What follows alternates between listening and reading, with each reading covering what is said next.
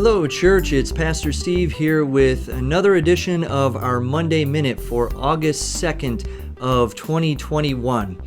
Hard to believe that we're already here now in the month of August. It seems like just only a couple of weeks ago that we were back in May and planning for our return to in-person worship on Pentecost Sunday.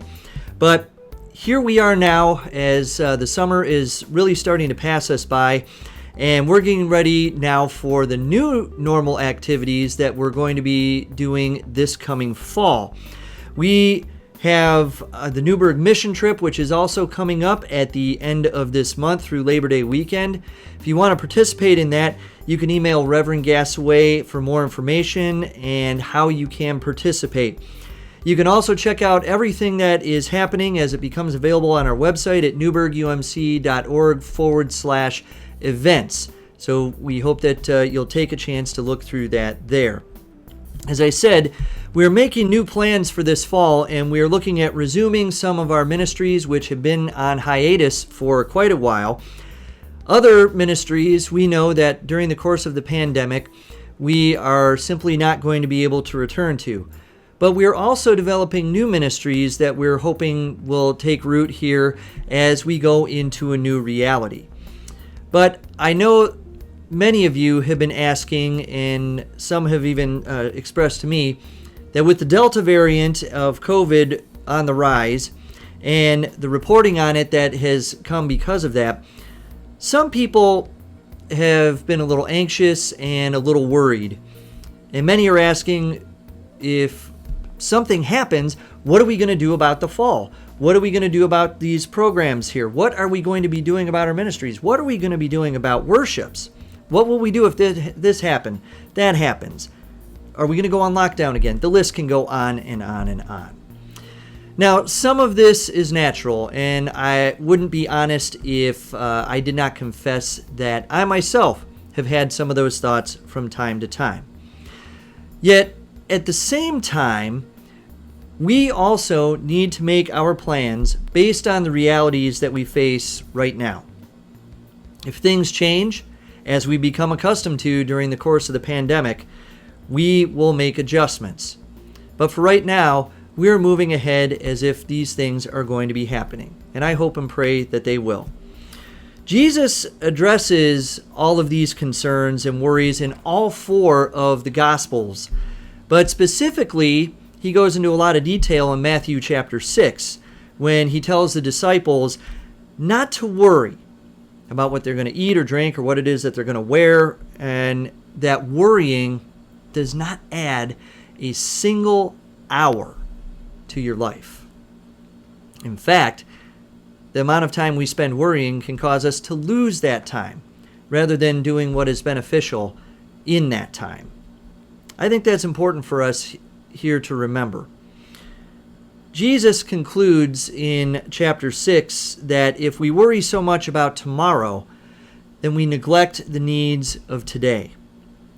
And that is especially important for us to remember. While we are all not wanting to go back to the way things were before, we also need to recognize how far that we have come and the things that we have done in order to get us here. There are some simple steps that we can all do every single day that will equip us for tomorrow.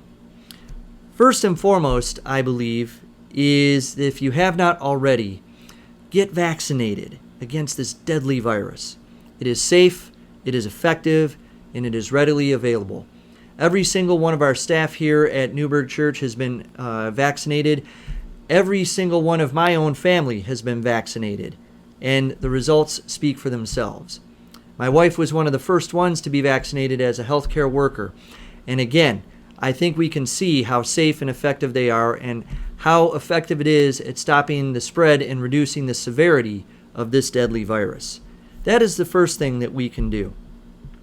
Second, if you cannot get vaccinated, and we know there are some people who are unable to because of allergies or other conditions, we also know that wearing a mask, washing your hands, and safe distancing, at least 3 to 6 feet apart, is also effective. we can continue to do so in those situations so that we can keep one another safe.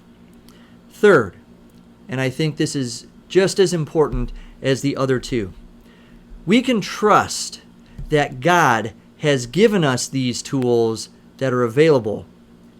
Just as God has taken care of the birds of the air, as Jesus reminds us, and the flowers of the field. Jesus shows us that God can equip us for all things. God has equipped us with these things and with the knowledge to be able to use them so that we can get past that. We need not worry, but we also need not diminish or dismiss either.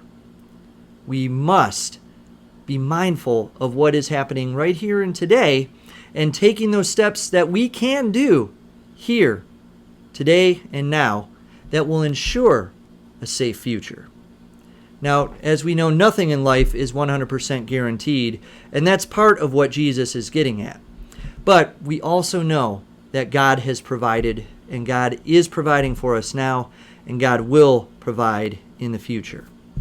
And that leads us to the last thing that we can do. We can pray together. We can turn our worries over to God, and we know that it is God who gives us strength. The Apostle Paul says this in Philippians chapter 4 in the 6th verse when he says, "Do not worry about anything, but in everything be in prayer and supplication with thanksgiving, and let our requests be known to God." And in verse 7 he says that then the peace of Christ that surpasses all understanding will guide our hearts and our minds in Jesus Christ. God has given us the tools, God has given us the knowledge, and God has given us the peace to be able to do these things. So as we prepare for these next steps in being fully engaged in our ministry, let us do also what is necessary so we can make that future a reality.